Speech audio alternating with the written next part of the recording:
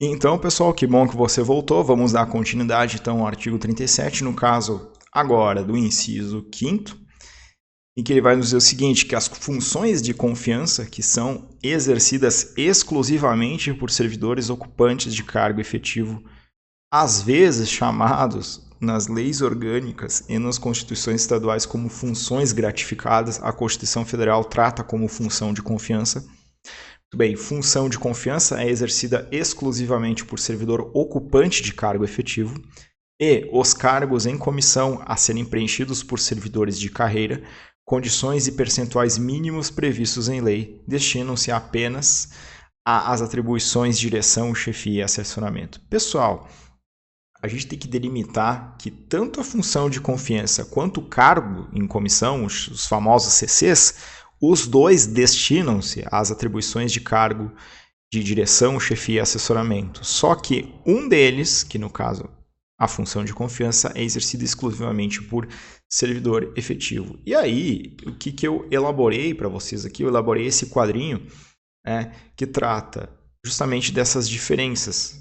A função de confiança exercida por ocupante de cargo efetivo e o cargo em comissão, que pode ser exercido por particulares, conforme percentual mínimo exigido em lei. Pode também ser exercido por algum outro servidor? Pode, não tem problema. Ocorre a nomeação, conforme o estabelecido no prazo para a posse, entrando em exercício tão logo. Então, isso em relação ao cargo em comissão. Pro caso das funções de confiança, no caso do servidor, ele é designado imediatamente, ou seja, ele entra em exercício, não há a posse para o seu exercício, porque ele já está exercendo um cargo efetivo. Então, ele é designado e já imediatamente entra em exercício. O cargo em comissão, não. Sendo estabelecido o termo de posse. No caso de romper o vínculo da função de confiança, vamos assim chamar, rompimento do vínculo, nós tratamos que a função de confiança é retirada do servidor, ele é dispensado da função de confiança. E o cargo em comissão, aquele agente público, ele é exonerado, ok? Ok, e ambos exercem tanto a função de direção, chefia e assessoramento, ok? Perfeito. Esquematizando ainda, no inciso 6º, é garantido ao servidor público civil, cuidado, servidor público civil e não militar, o direito à livre associação sindical. Então, a contribuição sindical decorrente, ela é facultativa, inclusive pela reforma trabalhista que ocorreu. Então, se não há mais exigibilidade de determinada contribuição, consequentemente, não é tributo, consequentemente é facultativo. Os militares não podem ter filiação sindical, está lá no 142, parágrafo 3º, 4. Tá? O inciso 7º, já trato ali na sequência, que é o direito de greve é exercido nos termos e nos limites definidos em lei específica. Essa lei específica é uma lei ordinária, não precisa ser uma lei complementar, é uma lei ordinária específica, mas que ela ainda não foi editada, pessoal. É uma norma de eficácia limitada, ou seja, precisa ter a norma para que ela seja conferido o direito. Então, essa é a diferença da norma de eficácia contida, que muitas vezes eu já falei em outros blocos. É diversa a greve dos servidores no setor privado, em que lá a norma, por interpretação doutrinária e jurisprudencial, ela tem efeitos contidos, ou seja, é garantido o direito de greve para a iniciativa privada nos termos definidos os requisitos da lei. Ou seja, a lei pode definir alguns termos limitativos desse direito de greve. Então, o direito ele pode ser contido, os efeitos dele. Tá? E ainda, em mandado de injunção, então, o Supremo, então, pela essa omissão legislativa, definiu que no mínimo 30% deve permanecer no serviço, deve permanecer em atividade em razão do princípio da continuidade da prestação de serviços públicos. Embora não haja a lei, se equipara, até eu não coloquei aqui no slide, com a própria lei da greve dos trabalhadores da iniciativa privada aos servidores públicos foi estendida essa lei, então ela não foi editada ainda, e ainda o Supremo Tribunal Federal nos diz que no mínimo 30% do posto do serviço público deve estar ativo na greve em virtude do respeito ao princípio da continuidade da prestação de serviço público, ele não pode parar. Muito bem, é vedada a greve dos servidores da segurança pública, bem como aos guardas municipais em razão da atividade inerente da segurança pública. Os guardas municipais, como veremos no artigo 144, eles têm uma aplicação, né? Eles não estão no rol taxativamente da segurança pública, mas pelo ordenamento constitucional, a interpretação dada pelo Supremo Tribunal Federal recentemente, já houve algumas reviravoltas, mas pelo ministro Alexandre de Moraes, entende as guardas municipais integrantes, sim, da segurança pública, muito embora não estejam no rol.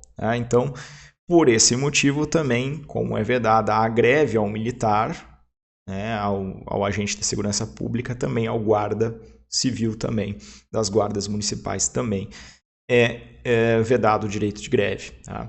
A administração pública deve sim proceder aos descontos dos dias de paralisação decorrentes do exercício de greve do servidor público, em virtude da suspensão do vínculo que dela decorre, então, não está trabalhando, consequentemente não deve receber a remuneração.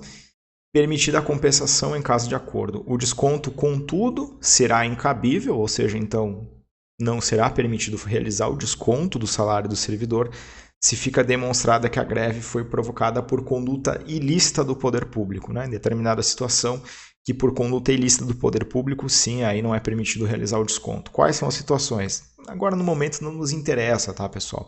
Sejamos assim práticos, saibam que se cair esse tipo de questão, vocês saibam responder por essa informação desse recurso extraordinário 693456, tá? Muito bem, inciso 8º. A lei reservará percentual dos cargos e empregos públicos para as pessoas portadoras de deficiência e definirá os critérios de sua admissão. Então, na esfera federal, né, só estou colocando aqui na esfera federal, não vou colocar de cada um, porque é óbvio, né? O concurso daqui a pouco que você está prestando não condiz com o que está na lei federal, né? Pode ser que bata ali com o que está na lei federal.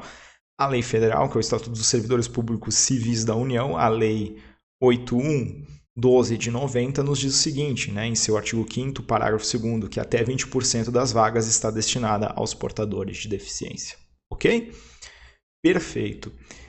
Daqui nós vamos para o inciso 9º, na sequência, e diz que a lei estabelecerá os casos de contratação por tempo determinado para atender à necessidade temporária de excepcional interesse público. Porque assim, pessoal, a regra é realizar concurso público, mas há determinadas situações, né, que para atender a uma necessidade temporária de urgência e de excepcional interesse público, há um contrato por prazo, por tempo determinado. Esse é o chamado contrato temporário, que se dá por um processo seletivo simplificado. O tempo será contado desse agente público, que ele é o chamado de contratado, o seu recolhimento não está vinculado ao regime próprio daquele município. Como ele é contratado, o seu vínculo, o seu contrato será para o regime geral de previdência, ok? Não pelo regime próprio. Os contratados nem são estatutários, nem são seletistas. É o próprio regime do contrato. Né? Então ele fica numa situação ali no meio limbo, no meio do caminho, no limbo, né? Muito bem. A regra é a admissão por concurso público, né? E as duas exceções à regra são os cargos em comissão, referidos no inciso 2º, e a contratação por tempo determinado para atender, né, a esse excepcional interesse público. Então, nessa hipótese, né, deverão ser atendidas as condições, né, previstas em lei. Ok? Ok. Pessoal, eu vou avançar com vocês agora no inciso 10 e ele vai preparar para nós aqui a base, né, a cama lá pro inciso 11, para o teto. Tá? Então eu peço total atenção dos senhores aqui. Tá? A remuneração dos servidores públicos e o subsídio de que trata o artigo 39 somente poderão ser fixados ou alterados por lei específica. O que quer dizer isso aí? Quando eu já falei em subsídio em outros dispositivos do texto constitucional, e eu acabo sendo repetitivo aqui justamente para fixar o conteúdo, mas nesse momento aqui eu acho que eu não tratei disso ainda. Então, assim, o que eu vou falar para vocês? Então, existe basicamente dois tipos vamos colocar entre aspas aqui, né, para quem vem da iniciativa privada, remuneração, salário, vencimento. A remuneração de servidor público se dá por vencimento. A remuneração de agentes políticos, né, e determinados cargos de carreira, né, e caso assim optem também esses cargos em carreira, por subsídio, que é uma remuneração fixa, né, sem adicionais. Então, assim, mais uma vez, a remuneração dos servidores públicos e do subsídio, o subsídio é o que é tratado no artigo 39, parágrafo 4º, eles são fixados, então, ou seja, são definidos, ou eles são alterados. Isso se dá por lei específica. Tomem cuidado com esse termo, tá, pessoal? Tá dizendo que tipo de lei que é, se é lei ordinária, lei complementar, não. Mas guardem o nome lei específica, isso cai muito em prova. Ok? Ele diz o seguinte, observada a iniciativa privativa em cada caso, ou seja, observada a iniciativa privativa a depender do órgão, né, do poder que está, assegurada uma revisão geral e anual, sempre na mesma data e sem distinção de índices. Essa lei específica, né, eu até coloquei ela aqui como ordinária, acaso apareça na sua prova como lei ordinária específica, ela não está errada. Agora, se falar só lei ordinária, eu entendo que está errada, porque ela tem que ser uma lei específica.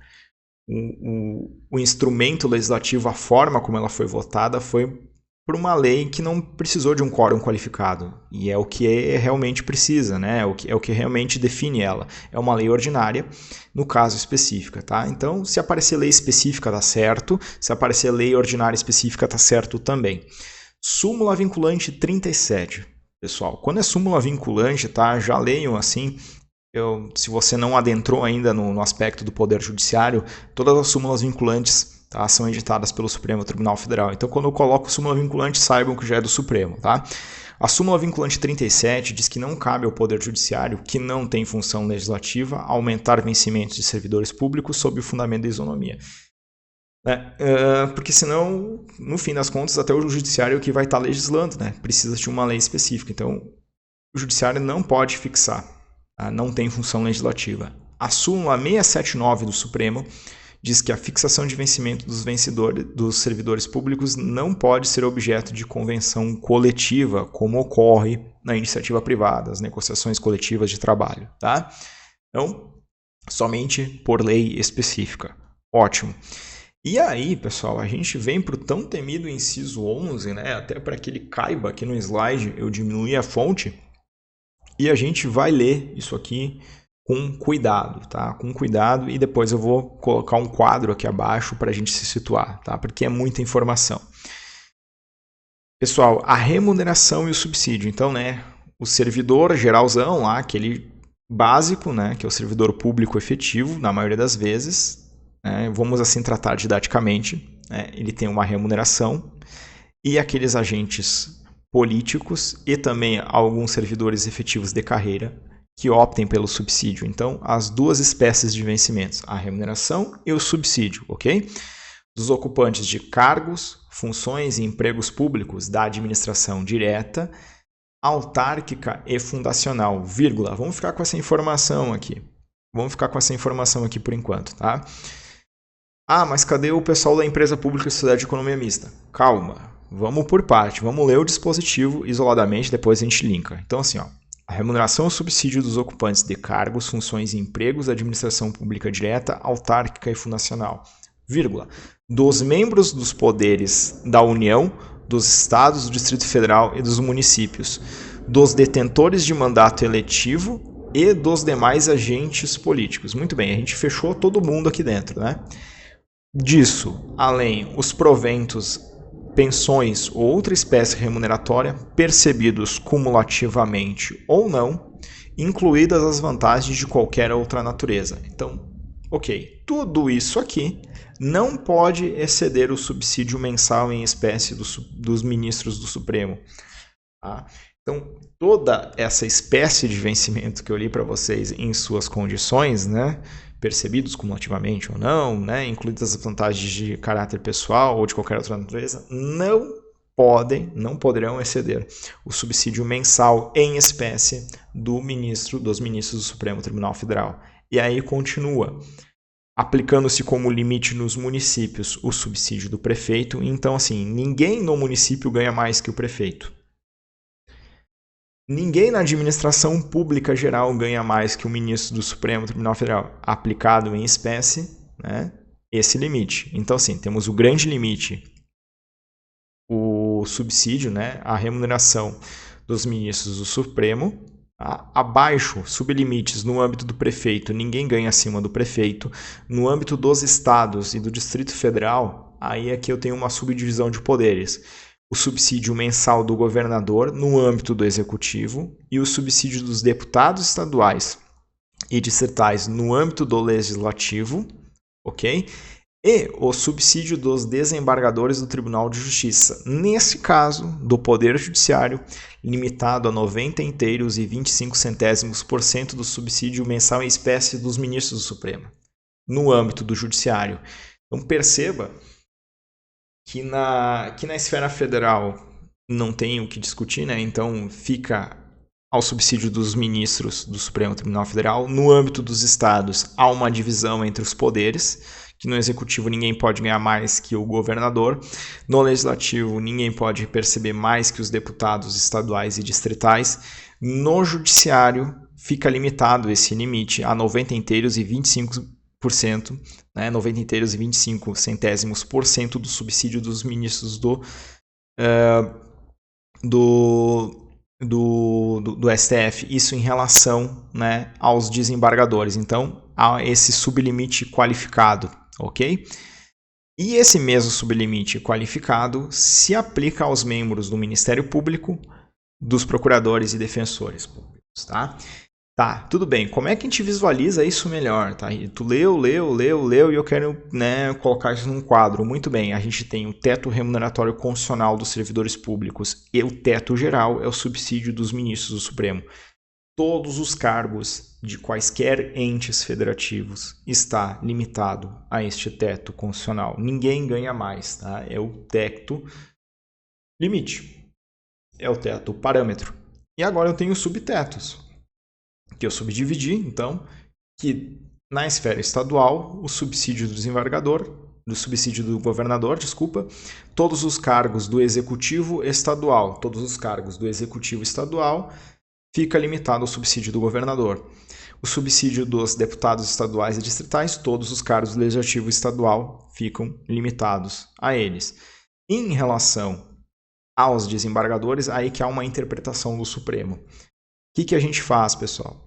A gente delimita o subsídio dos desembargadores do Tribunal de Justiça é obrigatório aos servidores do Judiciário Estadual. Tá? Obrigatórios aos servidores do Judiciário Estadual. Agora, há uma previsão próxima nos próximos dispositivos em que esse teto de até 90 inteiros e 25 centésimos% do subsídio do Supremo, que é o limite que fica aos desembargadores, é facultativo aos estados e ao Distrito Federal, que não se aplica à esfera do poder, né? À esfera do poder legislativo. Então fica facultado a escolha desse teto, conforme veremos num parágrafo à frente, aos estados e ao DF que assim optarem, mas ele não se aplica aos deputados estaduais, aos distritais e vereadores, ou seja, no âmbito do legislativo, essa escolha facultativa não se estende ao poder legislativo. E em relação ao nível municipal, é muito simples, né? O subsídio do prefeito já delimita todos os cargos municipais. Ninguém ganha mais que o prefeito no nível do município. Muito bem. A ação direta de inconstitucionalidade, o Supremo decidiu que o teto de 90 inteiros e 25 centésimos% não se aplica aos magistrados estaduais, mas tão somente aos servidores do judiciário, né? Enfim, ingressou-se com essa ação direta de inconstitucionalidade ali pela classe dos magistrados, enfim, então esse limite de 90 inteiros e 25 centésimos% não se aplica a eles, magistrados estaduais, mas tão somente aos servidores do judiciário. Muito bem. Tá? Parágrafo 12. Tá? A gente dá um salto a ele, a gente vai dar esse salto para explicar justamente essa faculdade, ó. Para os fins do disposto do inciso 11, ou seja, o teto constitucional, para não ter que ficar voltando, tá, pessoal? Eu já dou esses pulos assim estratégicos com vocês. Então, assim, ó, para efeitos do disposto no inciso 11, que é o teto constitucional, fica facultado aos Estados e ao Distrito Federal fixarem seu âmbito mediante emendas às respectivas constituições e lei orgânica do Distrito Federal como limite único o subsídio mensal dos desembargadores do Tribunal de Justiça, limitado a 90 inteiros e 25 centésimos por cento do subsídio dos ministros do Supremo, não se aplicando esse disposto nesse parágrafo aos subsídios dos deputados estaduais, distritais e dos vereadores, que é o que eu expliquei nesse quadro aqui, pessoal, logo aqui embaixo, ok? Tá? Então, beleza, fechamos essa parte de conhecimento. Mais uma linkagem do parágrafo 9º, ainda relativo ao teto constitucional. Aplica-se às empresas públicas e às sociedades de economia mista e suas subsidiárias que receberem recursos da União, dos Estados, do Distrito Federal e dos municípios para o pagamento ou despesas de pessoal ou custeio em geral. Lembra daquela pergunta que vocês me fizeram aí do outro lado? Eu tenho certeza que vocês me fizeram. Onde é que estão as empresas públicas e as sociedades de economia mista no teto constitucional? Sim, né, pessoal? Desde que elas sejam, né, as chamadas empresas estatais dependentes, que são aquelas que recebem recursos para atender às suas necessidades, né, suas despesas de cunho pessoal, de custeio em geral, essas sim também ficam limitadas ao teto constitucional. Agora, se são aquelas empresas estatais que não são dependentes, ou seja, o raciocínio contrário senso, aqui se aplica. Então não precisaria, ou melhor, não precisa respeitar o teto constitucional. Precisa respeitar o teto constitucional se vem de dinheiro público nessa jogada, né? Bem simples, né? Legal, pessoal? Ótimo. Ainda em relação ao teto constitucional, veja que a gente está matando vários dispositivos dentro do artigo 37. Nos diz o seguinte, que não serão computados, para efeitos dos limites remuneratórios de que trata, né, o caput, né, ou seja, o inciso 11, o teto constitucional, as parcelas de caráter indenizatório previstas em lei. Então, assim, parcelas de caráter indenizatório não são levadas ao cálculo do teto constitucional. Tá? Então, são verbas indenizatórias, como, por exemplo, o adicional noturno, a insalubridade, periculosidade, ajudas de custos diárias, hora extra. Então, percebendo essa remuneração, né, percebendo esse adicional, vamos assim dizer, eles não são levados a efeito para o cálculo como teto. Pode-se ganhar acima do teto, né? Ok? Porque são verbas de caráter indenizatório. Perfeito. Inciso 12, agora sim, voltamos, né, na sequência. O inciso 12 vai nos dizer o seguinte: os vencimentos dos cargos do Poder Legislativo e do Poder Judiciário não poderão ser superiores ao pago do Poder Executivo. Isso cai direto, tá? Ou seja, o Poder Executivo então serve como um limite remuneratório para os demais poderes. Tá? É bem tranquilo isso aqui, normalmente eles trocam aqui a ordem dos poderes e querem aplicar essa casca de banana aí, vocês não vão cair. Tá?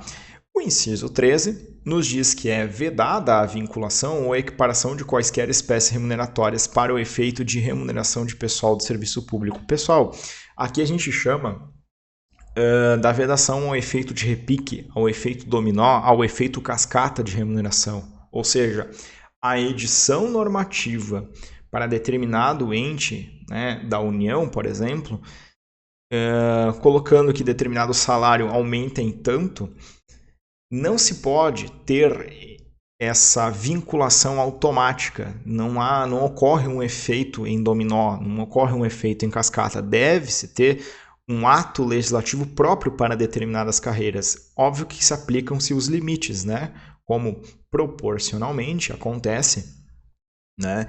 Em relação à proporção de 75% do subsídio dos deputados estaduais referente ao que percebam os respectivos deputados federais, mas ocorrendo um aumento dos deputados federais, eles não levam um efeito de cascata, né? Eles não devem servir como uma vinculação, não deve ser automático. Tá? Em relação a isso, né, a súmula 42, a súmula vinculante 42, nos diz o seguinte, que é inconstitucional a vinculação do reajuste dos vencimentos dos servidores estaduais ou municipais a índices federais de correção monetária. Então, né, há índices de correção. Então, também não pode se aplicar diretamente, ok? Não pode se aplicar como efeito dominó. Perfeito. Inciso 14, pessoal. Ok? Os acréscimos pecuniários percebidos por servidor público não serão computados nem acumulados para fins de concessão de acréscimos ulteriores. Por exemplo, a função gratificada não é mais incorporada ao vencimento, se fazia a incorporação da incorporação. Portanto, o vencimento básico do servidor sempre será a base de cálculo, terá o vencimento básico do servidor público a base de cálculo quando incidente a gratificação adicional. Evita-se novamente o efeito cascata dos acréscimos. E relacionado a isso, no artigo 37, inciso 15, logo na sequência, o subsídio e os vencimentos dos ocupantes de cargos em empregos públicos são irredutíveis, salvo o disposto que determina o teto constitucional e, óbvio, não levar a efeito cascata dos acréscimos pecuniários, ok? Perfeito.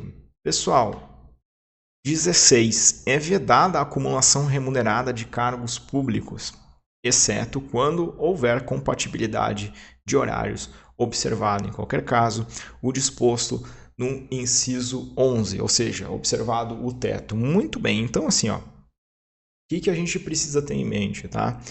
Até vou colocar aqui o inciso 27 junto para a gente analisar com 26. Olha só. É permitido, como via de regra, não se permite acumulação de cargo. Mas a Constituição nos dá uma abertura, uma possibilidade em algumas situações. Tá? Não são somente estas as previstas, tá? Há outras normas que estão dentro do texto constitucional, por exemplo, lá também para o pessoal da segurança pública há outras previsões. Mas aqui o que nos interessa saber, Primeiro, tem que ter compatibilidade de horário. Se a questão já disser que não tem compatibilidade de horário, você já descarta ela. Ok? Quais situações? 2 cargos de professor, ok? É uma possibilidade. 1 cargo de professor com outro técnico ou científico, ou 2 cargos de empregos privativos de profissionais da saúde com profissões regulamentadas. Então, pode acontecer de ocorrer a acumulação remunerada dos cargos, tá? Observado em qualquer caso, o disposto do inciso 11, ou seja, observado o teto. A proibição de acumular estende-se a empregos e funções e abrange autarquias, fundações, empresas públicas, sociedade e economia mista, as sociedades controladas direta ou indiretamente pelo poder público. Pessoal, então é justamente essa questão. Então aqui não tem uma delimitação, não importa se é só o cargo efetivo, alcança os empregos e as funções públicas, inclusive pegando as autarquias, as fundações, empresas públicas, enfim, sociedades subsidiárias, as sociedades controladas. Há outras previsões do texto constitucional, sim, para os policiais militares e bombeiros, lá no 42, parágrafo 3º, aos militares das Forças Armadas, aos juízes, membros do Ministério Público, inclusive a vereadores, na forma da compatibilidade dos cargos, quando ele vem aí a se licenciar. Muito bem. Olha só, a remuneração isolada para fins de aplicação de teto. Vocês podem ter lido ali muito rápido e ter entendido, tudo bem, eu pego os 2 cargos e com a soma deles eu não posso passar o teto. Será que é isso? Vamos ler. Recursos extraordinários, julgados. Nos casos autorizados constitucionalmente de acumulação de cargos, empregos e funções públicas, a incidência do artigo 3711, ou seja, o teto constitucional, pressupõe consideração de que cada um dos vínculos formalizados, afastado da observância do teto remuneratório quanto ao somatório dos ganhos do agente público. Então, eu não pego os 2 cargos e somo e chego no teto, não. Os cargos são vistos isoladamente. Eu posso pegar determinado valor e atingir o teto neste determinado cargo e com um outro cargo atingir novamente o teto. O que eu não posso fazer, é o que dá a interpretação constitucional aqui, é que somando eles, com a soma deles, eles atinjam esse teto único. Não, eles são analisados isoladamente, ok? Certo, pessoal? Para a gente dar continuidade, para não ficar muito longo esse vídeo, a gente se vê no próximo. Vamos lá, vamos manter firme aqui no estudo. Valeu!